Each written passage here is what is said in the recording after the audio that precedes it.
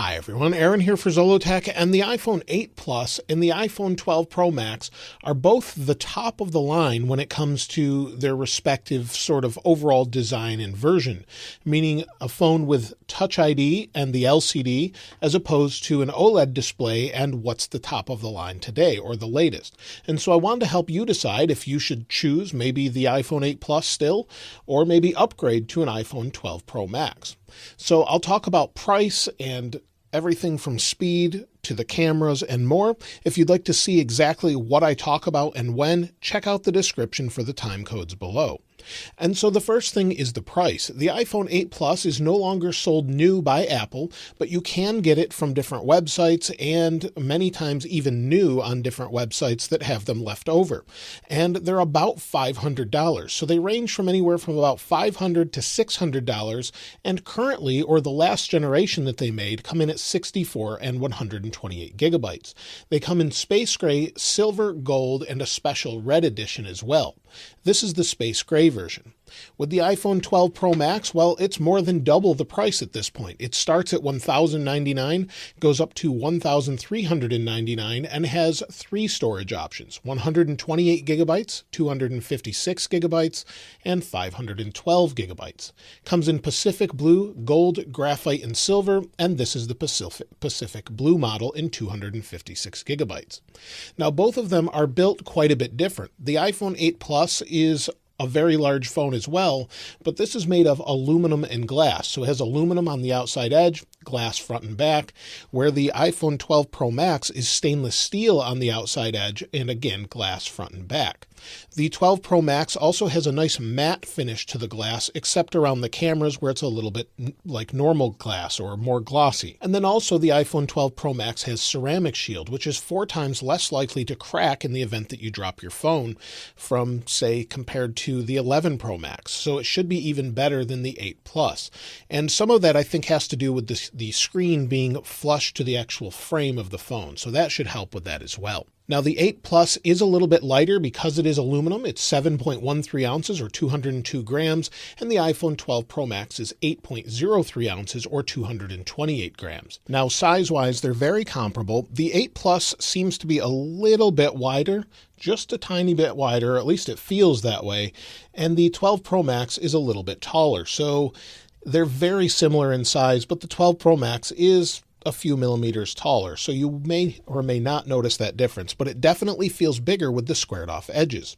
If we go around the outside edge, let's take a look at them. You can see that we have the power sleep wake button on the right hand side, just like we always have, and then on the 8 Plus, we have the SIM card tray. On the 12 Pro Max, we don't have a SIM card tray on the right hand side, but we have a millimeter wave antenna if you're in the United States. On the top, we don't really have anything there except for an antenna line on the 12 Pro Max. Now on the left-hand side, we have our silent switch followed by our volume rockers. And on the 12 Pro Max, we have our SIM card tray. So they've put it on the left-hand side of the 12 Pro. On the bottom of the phone, of course, they have their lightning ports, and then you have asymmetric speaker and microphone holes on the 12 Pro Max where they're symmetrical on the 8 Plus. So that's a little bit nicer looking on the 8 Plus, in my opinion. And the obvious difference between the two on the front is, of course, Face ID versus Touch ID. So with Face ID, you simply pick up your phone, look at it, and swipe up at the same time.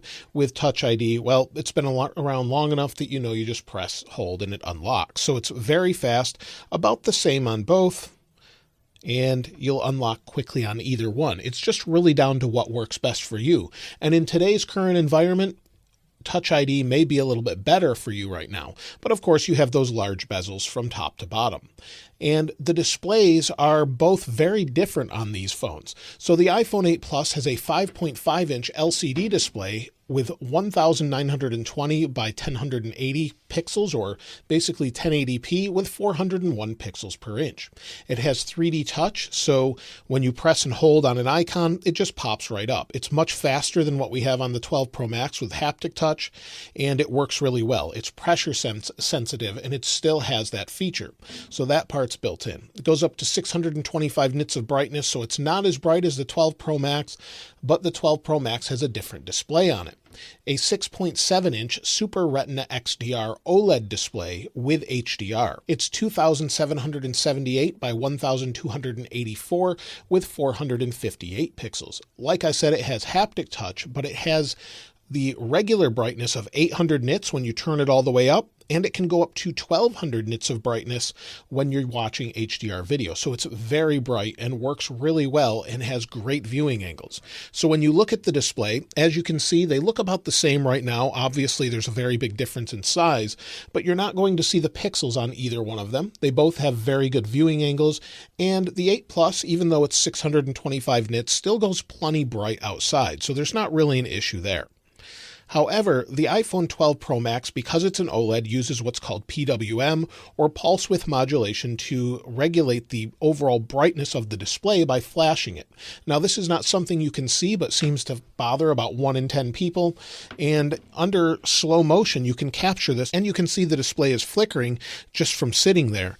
If it's at full brightness, it's not, but it has to be at full brightness. As you bring it down, it actually slows the flickering to reduce that brightness. On an LCD, it doesn't do that. It's just on all the time, and it won't bother or strain your eyes. So if you're someone that suffers from this, it's much, much better with the 12 Pro Max than any other generation of the iPhones. So it probably won't bother you, but if you are sensitive to that, then the 8 Plus may be the option for you because it doesn't do that at all. Now, internally, they're very different as well. The iPhone 8 Plus has the A11 Bionic CPU with 3 gigabytes of RAM, where the iPhone 12 Pro Max actually has an A14 Bionic with 6 gigabytes of RAM. So there's a very big difference as far as that. With the neural engine on them as well, it's newer in the 12 Pro Max and should help with much faster operation of more complex tasks.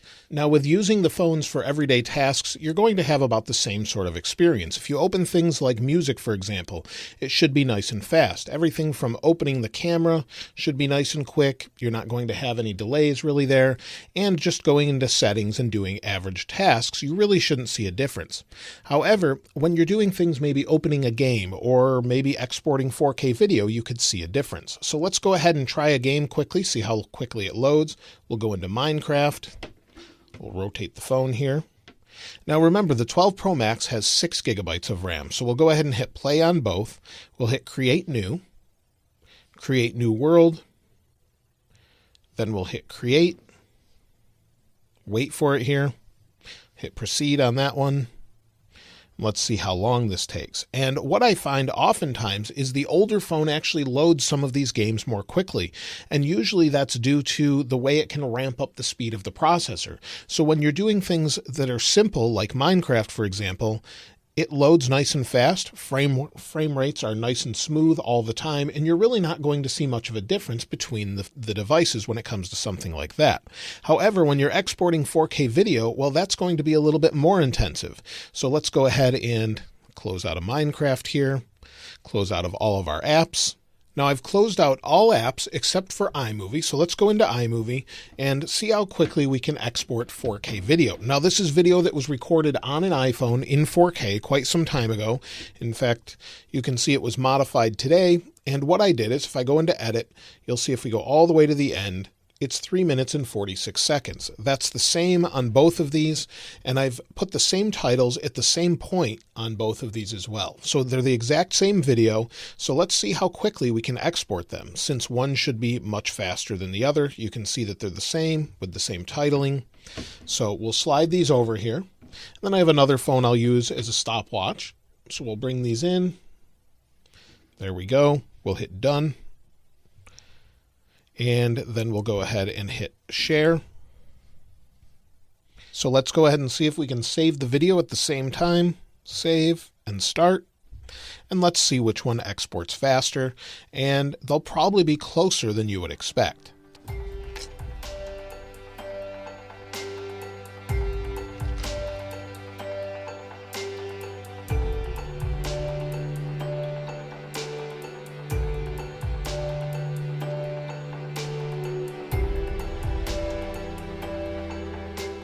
So you can see how close both of them exported at, and there's really not that much of a difference between either one. Sometimes you can export more quickly on a different device that's a little bit older than you can on a new one, and sometimes it's the other way around, but usually it's within seconds of one another. So that part's really great on both phones. Now they are a little bit warm, or at least the 8 Plus is a little warm right around here.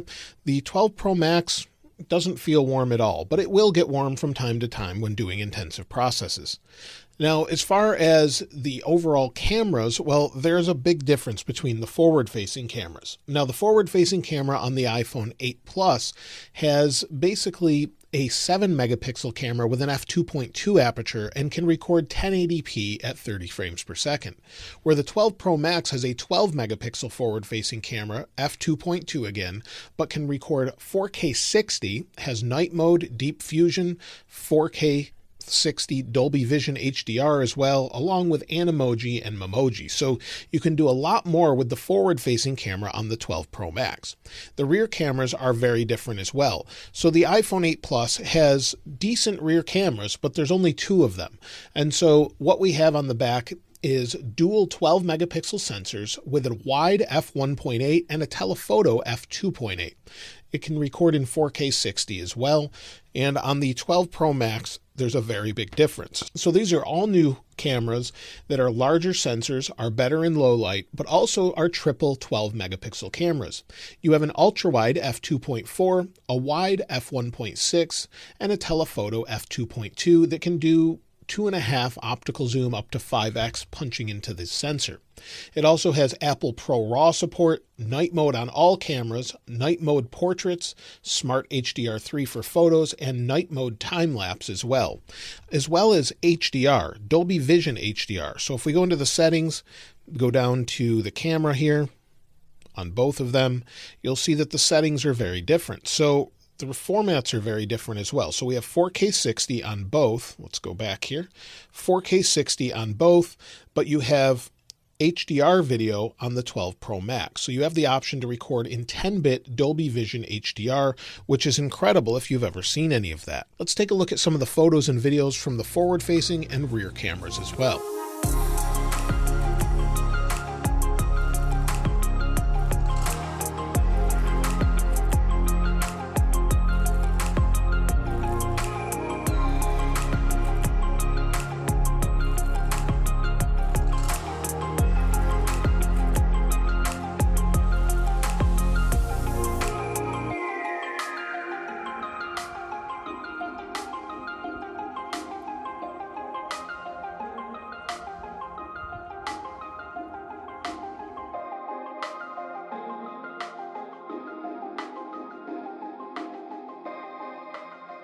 This is the forward-facing camera of the iPhone 8 Plus and the iPhone 12 Pro Max.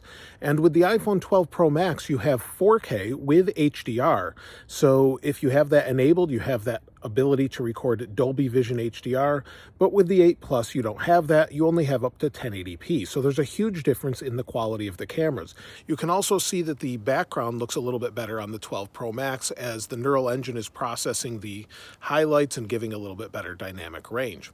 Also, the 8 Plus has a decent microphone, and you can hear the difference here with the 8 Plus and then the 12 Pro Max. Let me know which one you think sounds best in the comments below.